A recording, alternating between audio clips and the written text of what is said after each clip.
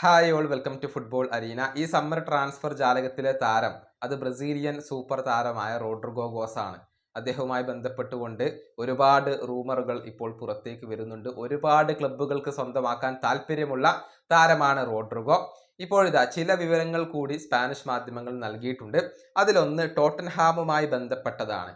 അതായത് റോഡ്രിഗോയിൽ താല്പര്യം പ്രകടിപ്പിച്ചുകൊണ്ട് ടോട്ടൻഹാം ഹോട്ട്സ്പറും ഇപ്പോൾ രംഗത്ത് വന്നിട്ടുണ്ട്. പക്ഷേ ഒരു നിലപാട് കൂടി ടോട്ടൻഹാം ഇവിടെ എടുത്തിട്ടുണ്ട്. താരത്തിന് വേണ്ടി അമിതമായി പണം ചിലവഴിക്കാൻ ഇപ്പോൾ ഈ ഒരു ഇംഗ്ലീഷ് ക്ലബ്ബ് ഒരുക്കമല്ല.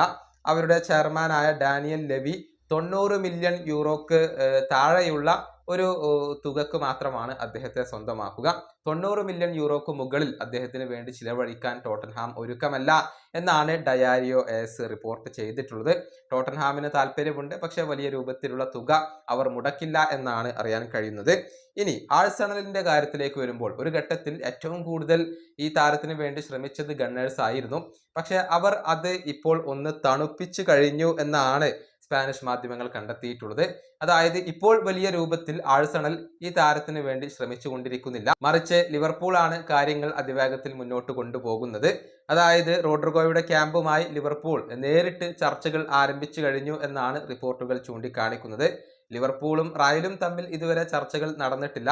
പക്ഷേ നിലവിൽ റോഡ്രിഗോയുമായി ഒരു പേഴ്സണൽ അഗ്രിമെന്റിൽ എത്താൻ വേണ്ടിയാണ് ലിവർപൂൾ ശ്രമിച്ചു കൊണ്ടിരിക്കുന്നത്. അവരുടെ ഇൻട്രസ്റ്റ് അത് ഇപ്പോൾ വർദ്ധിച്ചു കൊണ്ടിരിക്കുകയാണ്. റോഡ്രിഗോയുമായി പേഴ്സണൽ അഗ്രിമെന്റിൽ എത്തിയതിനു ശേഷമായിരിക്കും ലിവർപൂൾ റയലുമായി ചർച്ചകൾ നടത്തുക.